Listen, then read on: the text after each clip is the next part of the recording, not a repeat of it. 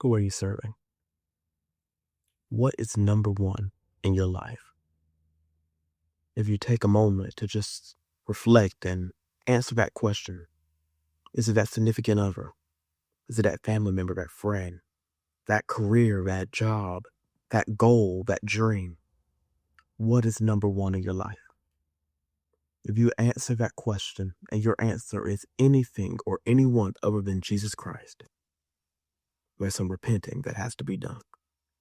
There's some change that has to take place. Joshua chapter 24, verse 15, it says, "And if it seem evil unto you to serve the Lord, choose you this day whom you will serve, whether the gods which your fathers served that were on the other side of the flood, or the gods of the Amorites, in whose land ye dwell. But as for me and my house, we will serve the Lord.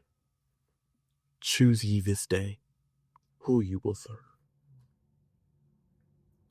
Are you serving the Lord? This is not to shame anyone. This is not to try to look down on anyone else. But today is the day. It's the perfect day to choose. You know, if you still have breath in your body, there's a chance to get it right. Yeah, maybe you have been serving something else.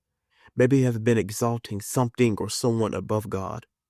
But I want to let you know, as long as you have breath in your body, God has given you the chance, the mercy, and the grace to repent. What does it mean to repent? To confess your sins to God. To admit that, hey, I fell short here. I missed the mark here. Lord, please forgive me.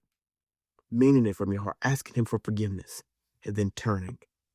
With the Lord's help, turning from that sin, turning from that evil, turning in this situation from that idol, and putting Him first.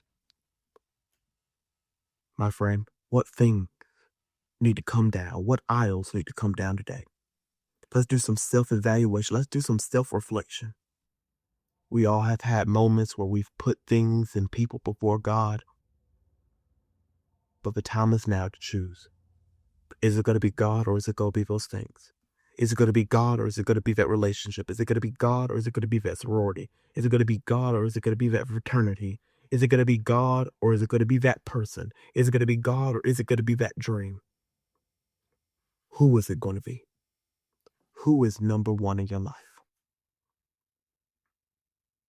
If you're going to all different links for this person, for this club, for this group, for this fraternity, this sorority, for this relationship, if you're going through all these hoops to please them, to do what they say that you need to do, but you can't make it an effort to read your Bible, if you can't make it an effort to pray, if you can't make an effort to seek the face of God, those things have become an idol. Anything can become an idol. Anyone can become an idol. It's so easy.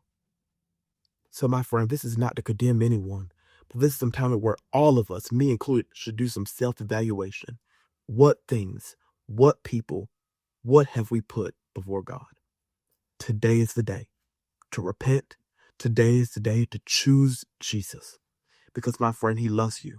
So much so that even while we were yet sinners, Christ still died for us.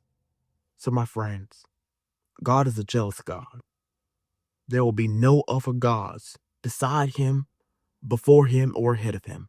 The day is today. You have to choose. Is it God, or is it everything else? We talked about a few weeks ago, you can't serve God and mammon.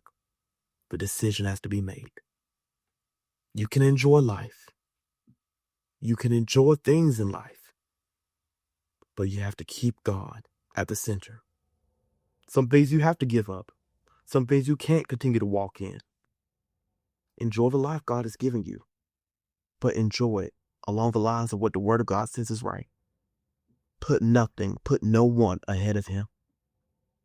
Make the decision today, my friend. Choose you this day who you will serve.